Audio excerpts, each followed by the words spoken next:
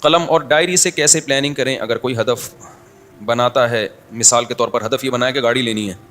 ابے ہدف تم ہی غلط بنا رہے ہو. گاڑی لینی ہے میں نے, یہ کوئی ہدف ہے؟ یہ پلاننگ کرنی ہے تو رہنے دو بھائی, ڈائری وائری خام خام میں ضائع ہوگی.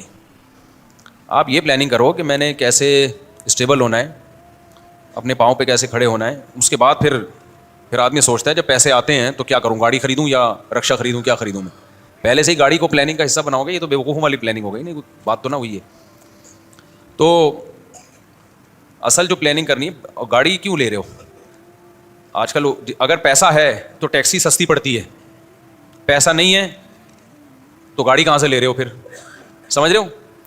تو پہلے تو یہ پلاننگ بناؤ گاڑی لے کیوں رہا ہوں میں, مجھے تو ضرورت تھی گارڈ کے لیے, گارڈوں کو میں کہاں موٹر سائیکل پہ بٹھا کے لے جاتا. یا ویسے بھی آدمی کو اچھا ہوتا ہے ذرا کپڑے میلے ویلے نہیں ہوتے, بائکوں میں گرنے مرنے کا خطرہ بہت ہوتا ہے.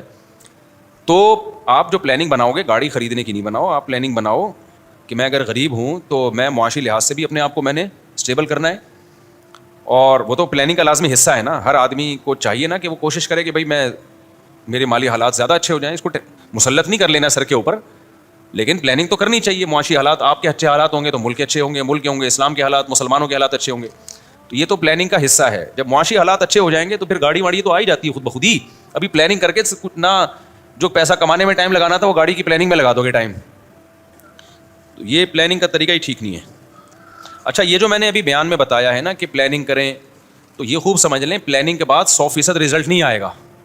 جیسے میرے بہت سارے کام تھے, تو پچھلی دفعہ میں نے پچھلے ہفتے کیا ڈائری لے کے نا, وہ سب کو لکھ کے میں نے کہا یار اس ہفتے میں نے یہ کاموں کو نمٹانا ہے.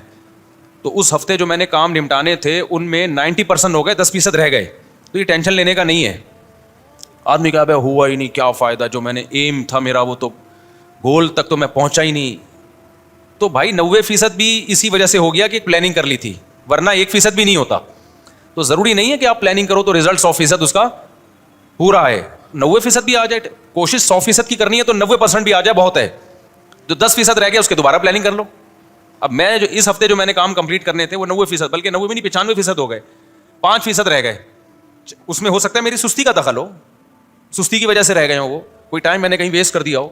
تو 5% کے لیے دوبارہ پلاننگ کر لو بھائی, اس کو 2 دن میں نہیں مٹا دینا ہے, ٹھیک ہے نا. تو یہ کوئی بات یہ ہے کہ پلاننگ تو کرو نا, ورنہ جب پلاننگ کے بغیر ہوگا تو 5% بھی نہیں ہوگا کام, سوچتا ہی رہے گا اور مر جائے گا. فرشتہ آئے گا بولے گا چل بھائی پتلی گلی سے نکل. آدمی کہے گا بھائی ابھی تو میں نے مرغیوں کو انڈوں پہ بٹھانا ہے, ابھی تو میں نے جو ہے وہ کتا نکال کے بکری پال لی ہے اس کی جگہ, ابھی تو میں نے انگلش سیکھنی ہے, ابھی تو میں نے بزنس. فرشتہ کہے گا پتلی گلی سے نکل, صحیح ہے نا, مرے گا اب تو شوگر سے مرے گا. آپ کا ابھی تو اصل میں نے کولڈ ڈرنک چھوڑنی تھی. آپ دیکھو میں ایک واقعہ سناتا ہوں, اس سے بات سمجھ میں آئے گی آپ کی.